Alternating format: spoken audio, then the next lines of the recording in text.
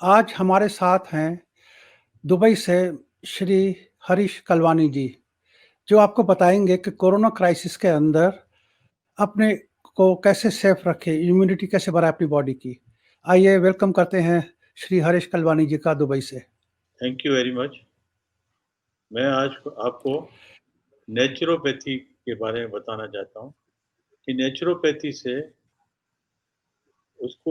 उसको यूज़ करने से कई चीज़ें बॉडी में इम्यूनिटी सिस्टम बढ़ता है। खाना पीने का थोड़ा सा चेंज करेंगे, थोड़ी एक्सरसाइज करेंगे तो इम्यूनिटी बढ़ता है, लंग्स के कैपेसिटी बढ़ती है। इससे कोरोना वायरस क्या कोई भी वायरस को फाइट करने में इजीली उसे फाइट किया जा सकता है। दर्शक जानना चाहेंगे कि ये नेचुरोपैथी क्या चीज़ है? नेचुरोपैथी एक ये है कि it's alternative holistic treatment without without medicine. इसमें क्या है कि हम लोग खाना पीना थोड़ा सा चेंज कराते हैं, जो एसिडिक खाना वो बंद कराते हैं, एल्कलाइन खाना खिलाते हैं और जो बॉडी को जो एक्सरसाइज की ज़रूरत होती है वो एक्सरसाइज कराते हैं।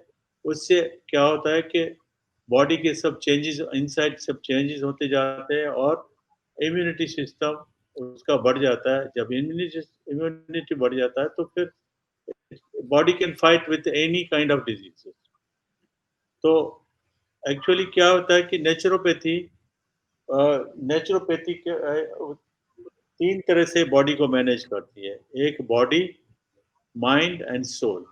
बॉडी का बॉडी का 20% शेयर है, माइंड का 30% है और सोल का 50%। अगर माइंड एंड सोल को मिला दिया जाए 80%, तो वो हो जाता है कि 80% आप अगर मेडिटेशन करेंगे, चैंटिंग करेंगे, पूजा पाठ करेंगे, भक्ति में जाएँगे, तो उससे बॉडी काफ़ी ठीक रहती है, शांत रहती है, रिलैक्स रहती है, तो उससे बॉडी की इम्यूनिटी में बहुत फ़र्क पड़ता है। बाकी जो 20% है बॉडी का, उसको मैनेज करने के लिए 3 चीज़ें चाहिए। एल्कलाइन फूड चाहिए, रेगुलर योगा एंड एक्सरसाइज़ चाहिए और अच्छी-सी नींद चाहिए, 7 से 8 घंटा नींद चाहिए। हाँ, अब आपने अल्कलाइन फूड की बात की। अल्कलाइन फूड क्या चीज़ है? ये एल्कलाइन फूड क्या होता है? देखो अपने शरीर में जो ऑर्गन्स हैं, लाइक लीवर है, लाइक पैनक्रियास है, इंटेस्टाइन है। जब खाना अंदर शरीर में जाता है इंटेस्टाइन में, तो लीवर और पैनक्रियास उसको पचाने के लिए जूसेस छोड़ते हैं। जो जूसेस होते हैं, उनकी पीएच लेवल, जो एल्कलाइन लेवल को मेजर करते हैं पीएच से। तो उनका पीएच लेवल होता है 7.5 से 8.5 के बीच में। तो अपने बॉडी के जितने भी जूसेस हैं या जो भी ऑर्गन्स हैं, वो सारे एल्कलाइन हैं। अगर हम जो खाना खाते हैं, अगर अंदर खाना एल्कलाइन होगा और बॉडी के प्योर होगा, तो डाइजेस्ट डाइजेस्ट अच्छा होगा, मेटाबॉलिज्म अच्छा होगा और उसके प्योर होगा तो वो जल्दी डाइजेस्ट होता है और कोई भी जो बीमारियों के सेल्स जो डेवलप होते हैं, वो उसको आने नहीं देते हैं। हम लोग जो खाना खाते हैं, वो मोस्टली एसिडिक होता है। अब अगर हम खाना खाएँगे और वो एसिडिक होगा, तो अंदर जाएगा, जो अल्कलाइन जूसेस छोड़ेंगे, तो उसका जो पावर है, वो कम हो जाता है। जब पावर कम हो जाता है, तो खाना नहीं पचता है, डाइजेस्ट नहीं होता है। डाइजेस्ट नहीं होगा, तो कन्वर्ट हो जाएगा फैट में, एसिडिटी में, कॉन्स्टिपेशन में। तो और जैसे एसिडिक अंदर माहौल एसिडिक हो जाता है, तो जो इससे बीमारियाँ कैंसर होती है, वो एसिडिक एटमॉस्फेयर में ज़्यादा पलती है, उसको ज़्यादा बूस्ट मिलता है। तो एसिडिक खाना खाएँगे तो बीमारियों को इनवाइट करते हैं, इसलिए अल्कलाइन खाना चाहिए। एक आदमी जो है जो जिसको कुछ नॉलेज नहीं है, उसको कैसे पता लगेगा कि कौन-सा हाँ, खाना जब अल्कलाइन है, कौन-सा खाना अल्कलाइन नहीं है? हाँ, ये मैं अभी बताता हूँ। जो जितनी भी हमारे इंडियंस या पंजाबी या इंडियंस खाना जो होता है, मोस्टली दाल-चावल खाते हैं, आटा खाते 3-3 बार आटा खाते हैं। सुबह नाश्ते में पराठा खाएँगे, आलू पराठा खाएँगे, कोकी खाएँगे, दाल पकवान खाएँगे, ये सारे एसिडिक खाने हैं। चाय जो दूध वाली चाय है वो एसिडिक है। जो नेचुरोपैथी में जो चीज़ें मना की हुई है वो है tea, coffee, processed food, non-veg, जो फ्रोज़न फूड, ये सब तरह और दालें जितनी भी दालें हैं ना, देखिए जितनी तरह की दाल है, राजमा है, छोले-भटूरे हैं, ये सारे एसिडिक खाने वो अलाउ नहीं है इसके अंदर। हम अगर फिर भी हमको खाना अगर खाना है तो 80% मिनिमम 80% अल्कलाइन खाना चाहिए, 20% एसिडिक खाना चाहिए। मैं हम लोग आगे चल के बता सकते हैं कि हम जो खाना खा रहे हैं, चाहे गेहूँ खाते हैं, उसको भी हम कैसे अल्कलाइन कर सकते हैं। सब्जियों को कैसे अल्कलाइन सब्जियाँ और फ्रूट सारे अल्कलाइन हैं। तो हम अगर सब्जियाँ और फ्रूट ज़्यादा खाएँगे और बॉडी में अल्कलाइन भेजेंगे, तो बॉडी में कोई भी बीमारी आने के चांसेस नहीं है। डेफ़िनेटली कोई भी बीमारी नहीं है। अगर बीमारी नहीं आएगी, इम्यूनिटी बढ़ेगी तो कौन-सा वायरस क्या कोई वायरस तो क्या कैंसर भी आने के चांसेस नहीं है।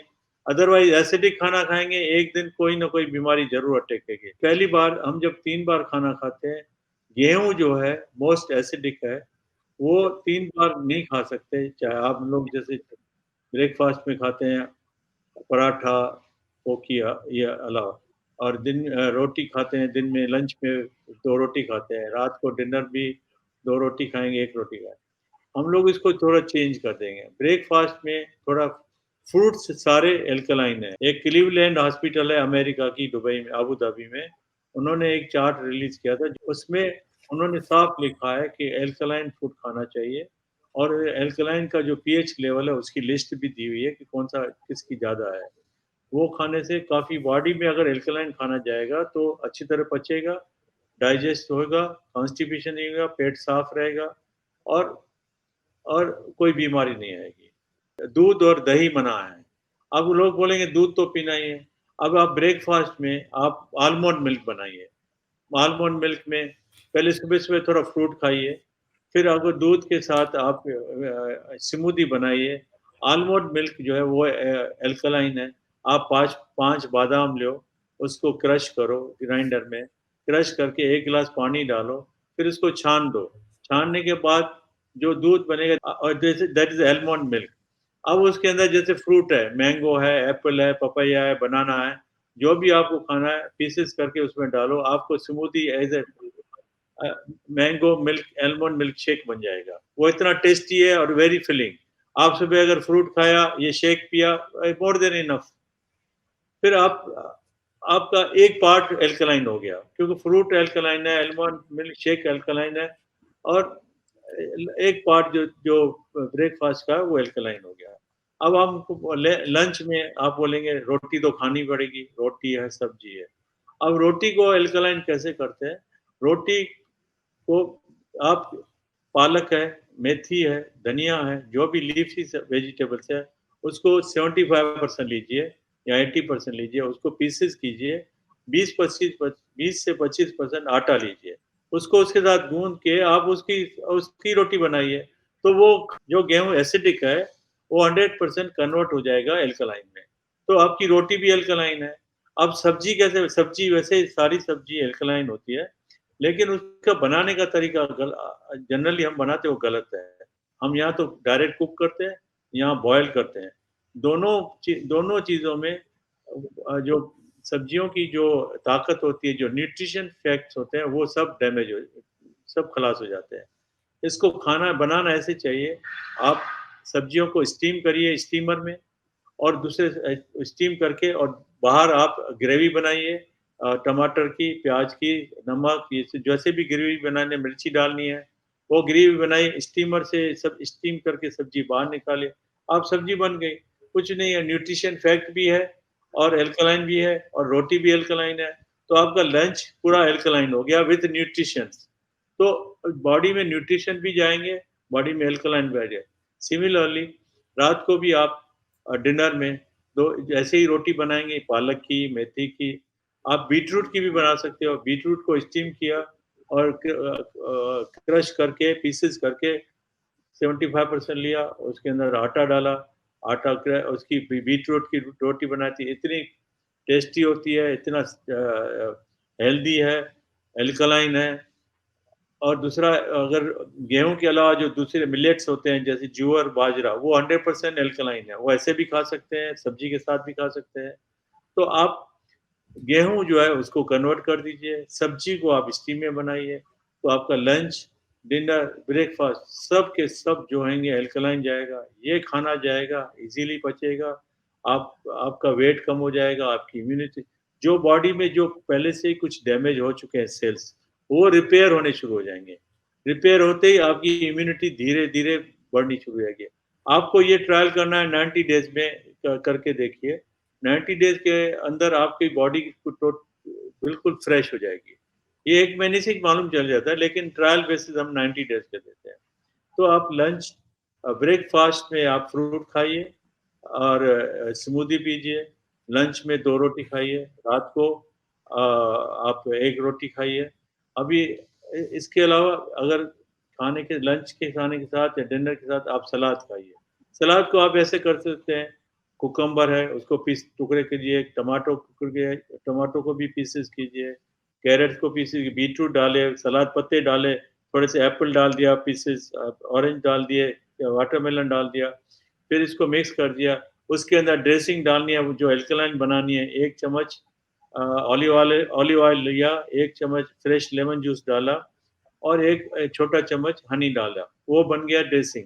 आप सलाद में डालिए और उसका पहले 1 बाउल सलाद खाइए, फिर 2 रोटी दिन को लंच को वो 2 रोटी पालक की या मेथी खाइए, सब्ज़ी जो बनाया आपने स्टीम में वो खाइए, आपका पेट भर जाएगा। रात को कोशिश करके 1 रोटी खानी चाहिए ताकि रात को टाइम कम मिलता है डाइजेस्ट होने में। तो भर के 2 प्याले सलाद खा सकते हैं, सूप बना सकते हो पालक का, गाजर का, वेजिटेबल्स का।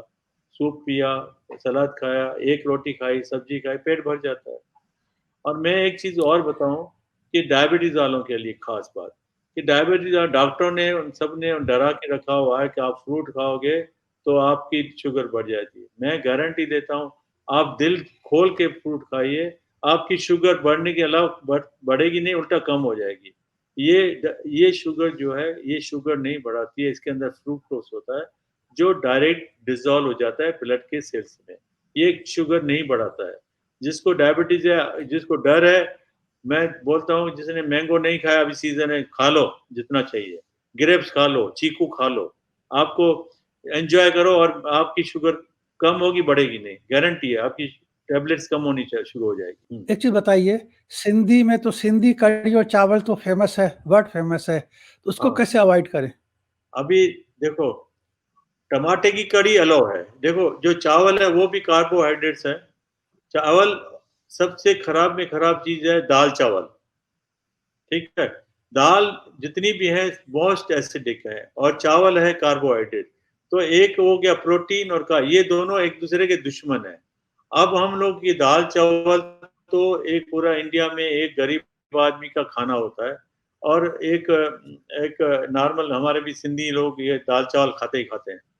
अभी खाते तो हैं, लेकिन ये हज़म नहीं होता है। इसको 4-4 5-5 घंटे लगते हैं इसको हज़म होने में और वो जाता है अंदर पेट के अंदर, तो वो डाइजेस्ट नहीं होता है क्योंकि हाइली एसिडिक है।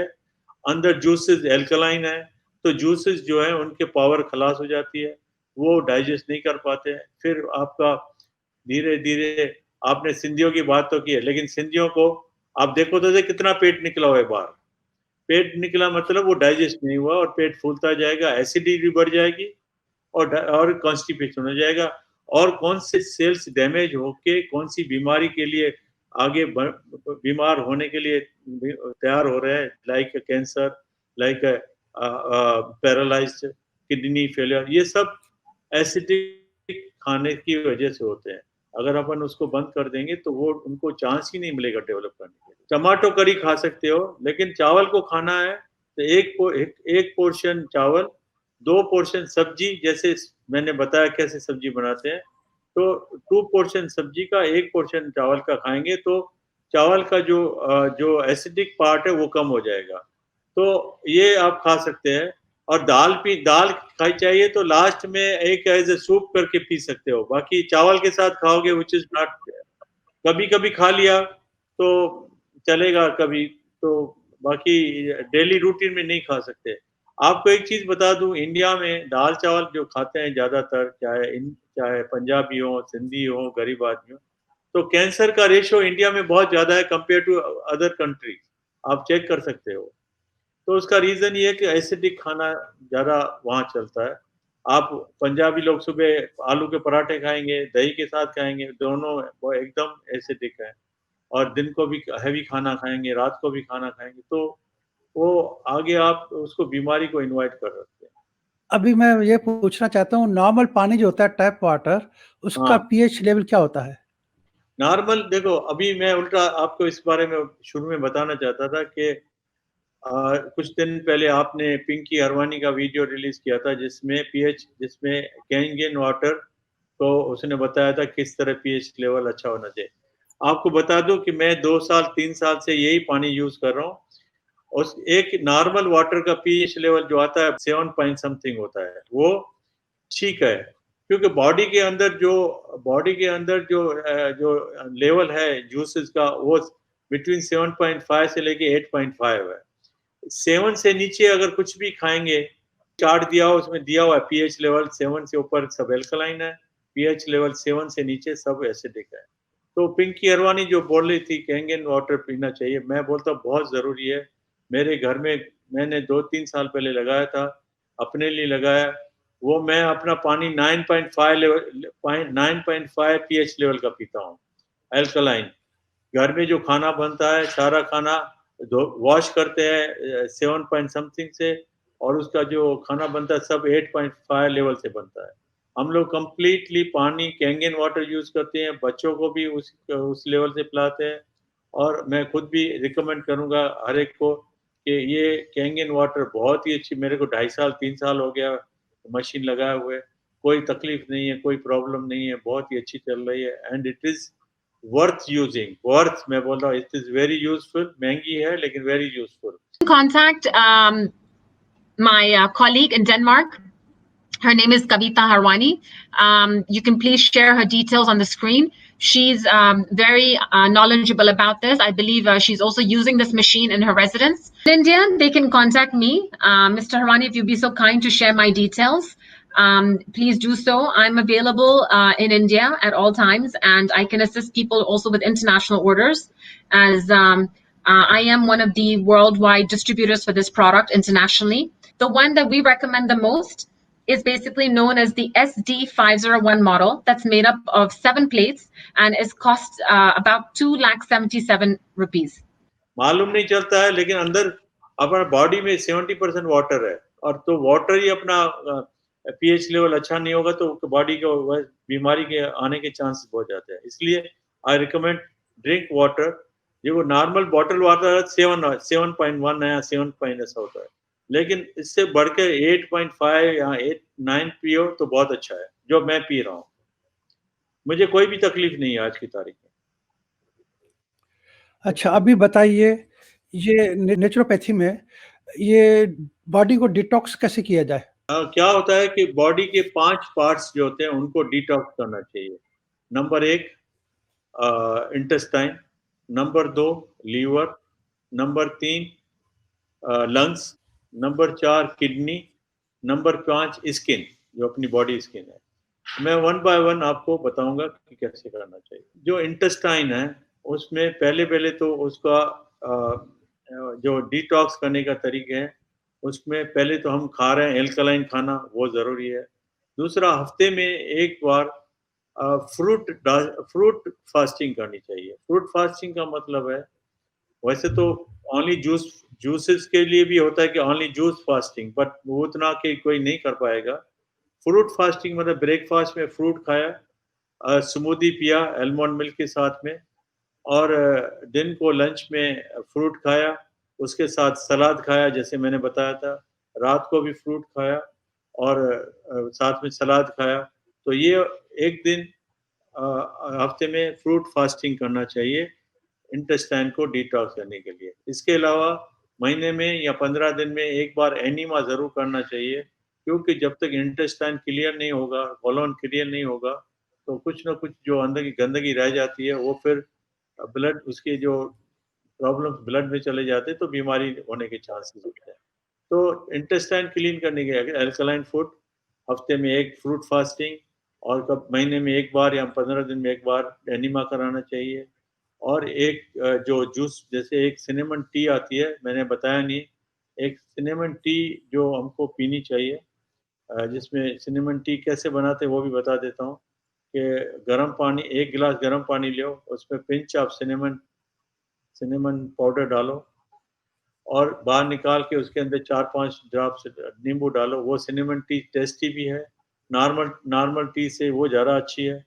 वो दिन में 4 बार पियोगे तो किडनी भी डिटॉक्स होती है, जो दूसरे एलिमेंट्स अंदर जो डैमेज है वो रिपेयर होने शुरू हो जाए, शुगर लेवल कम होनी शुरू हो जाती है। तो ये हो गया इंटेस्टाइन को डिटॉक्स करने का। पहला alkaline food, fruit fasting, enema and drink this cinnamon T. अभी नंबर 2 आता है लीवर को डिटॉक्स कैसे करें। सबसे अच्छा तरीका लीवर को डिटॉक्स किया, सुबह के टाइम या शाम के टाइम आप रोज डेली 3 तरह की जूसेस हैं, बीटरूट जूस, कैरेट जूस, मौसमी जूस और व्हीट ग्रास जूस। कोई भी एक जूस शाम के टाइम बिटवीन 6 to 7 डिनर खाने से पहले या 5 to 6 ये रोज कोई एक जूस पिएंगे तो लीवर अपने आप डिटॉक्स होना शुरू हो जाता है। ये बहुत हेल्दी है। अभी जैसे कैरेट जूस है, कैरेट जूस इतना अच्छा है, आंखों के लिए भी अच्छा है और ये लीवर के लिए बहुत अच्छा है। मेरे ख्याल में डेनमार्क में आप कच्चा कैरेट भी खाते रहते हैं बच्चे लोग, तो ये अच्छी बात है। लेकिन लीवर को डिटॉक्स करने के लिए गाजर का जूस, बीटरूट का जूस और इंडिया में मौसमी जूस बहुत मिलती है। मौसमी दुबई में नहीं मिलती है, दूसरी जगह मुझे नहीं मालूम। मौसमी जूस की पीएच लेवल बहुत ज़्यादा है, 10 से ऊपर है, तो वो पीने से लीवर डिटॉक्स होता है। नंबर 3 है लंग्स डिटॉक्स करने के।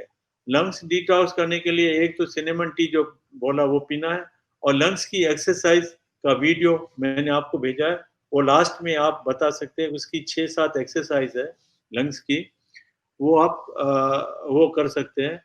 और लंग्स के बारे में मैं एक चीज़ और बता दूं, एक्सरसाइज करने से फ़ायदा क्या होगा। लंग्स नॉर्मल वे में जैसे हम बैठे हैं तो उसका यूज़ जो है 60% होता है। 40% लंग्स जो है पीछे की साइड में रेस्ट में होते हैं, उसका यूज़ नहीं होता है। हम अगर लंग्स की एक्सरसाइज जो मैंने वीडियो में बताई है रेगुलर करेंगे तो वो उसका जो लंग्स का जो बैलेंस पार्ट है जो एक्टिव नहीं है वो एक्टिव हो जाएगा, तो लंग्स की कैपेसिटी बढ़ जाएगी। लंग्स की कैपेसिटी बढ़ जाएगी तो उसमें ऑक्सीजन बहुत आना शुरू हो जाएगा। ऑक्सीजन आएगा तो वो हार्ट को ऑक्सीजन ज़्यादा देगा, हार्ट को देगा तो हार्ट सर्कुलेशन में, ब्लड सर्कुलेशन में ऑक्सीजन ज़्यादा जाएगा, तो बॉडी में ऑक्सीजन जाएगा तो बॉडी के सारे ऑर्गन एकदम खिल जाएँगे, बहुत ही हेल्दी रहेंगे। तो लंग्स की एक्सरसाइज करने से लंग्स डिटॉक्स होते हैं और उनकी कैपेसिटी बढ़ती है। नंबर 4 है ये किडनी। किडनी डिटॉक्स करने के लिए ये जो किडनी के लिए मैंने शुरू में बताया कि ये सिनेमन टी दिन में 4 से 5 बार पियो सिनेमन टी। हर खाने के बाद, लंच के बाद पीना ज़रूरी है, डिनर के बाद पीना ज़रूरी है। दिन में 2 बार सुबह पियो, शाम को पियो। 4 से 5 बार पीने से किडनी डिटॉक्स होती है। मैंने अभी रिसेंटली अपना किडनी टेस्ट कराया था। 6 हफ्ते मैंने ये पिया, फिर बाद में कराया तो किडनी बिल्कुल नॉर्मल, बिल्कुल अच्छी तरह से चल रही है। बहुत ईज़ी है, चाय पीना तो बहुत आसान है और बहुत ही किडनी के जितने भी टॉक्सिन्स हैं, वो निकलने शुरू हो जाते हैं। तो किडनी इस तरह डिटॉक्स होती है। और अभी आता है ये स्किन डिटॉक्स कैसे करें। स्किन को डिटॉक्स करने के लिए आप हफ्ते में आप कभी दिन में 1 बार या हफ्ते में 1 बार बॉडी में मस्टर्ड ऑयल लगा के धूप में बैठिए आधा घंटा, जो ठंडी धूप होती है। दूसरा जब मसाज करा सकते हैं और एक होममेड अमेज़न में एक स्टीमर मिलता है, स्टीम कर सकते हो अपने आप को। गर्दन बाहर रहती है, बॉडी अंदर स्टीम होती है, वो स्टीम कर सकते हो। जब स्नान करते हैं तो आप पहले कोकोनट ऑयल लगा दीजिए, फिर स्नान करिए।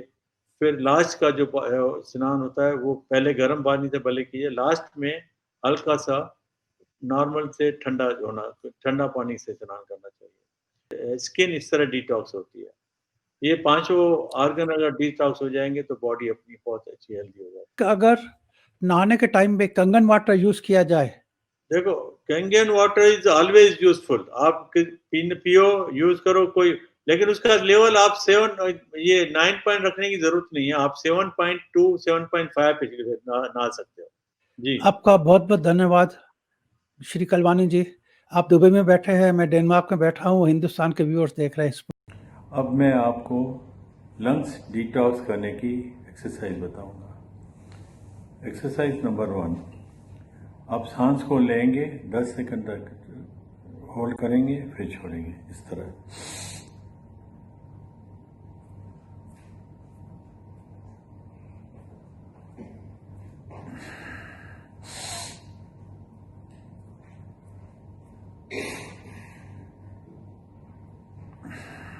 ये एक्सरसाइज 10 बार करनी है। Exercise number 2, kapalbhati.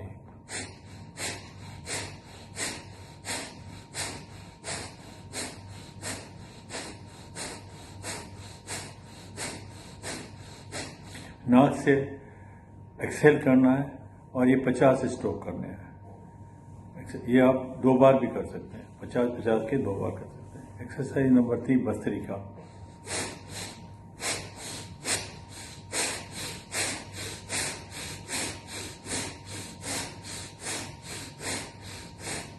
ये आपको 20 बार करना है, 20 स्ट्रोक। एक्सरसाइज नंबर 4, ये दोनों हाथ शोल्डर लेवल पे ले जाएंगे और एक्सेल करेंगे।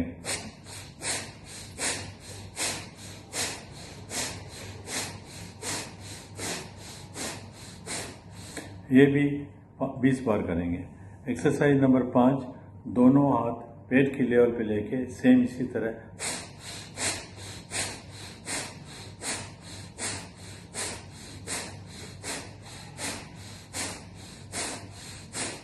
ये भी 20 बार करेंगे। एक्सरसाइज नंबर 6, हाथ को ऊपर लेके जाएंगे और सांस छोड़ेंगे।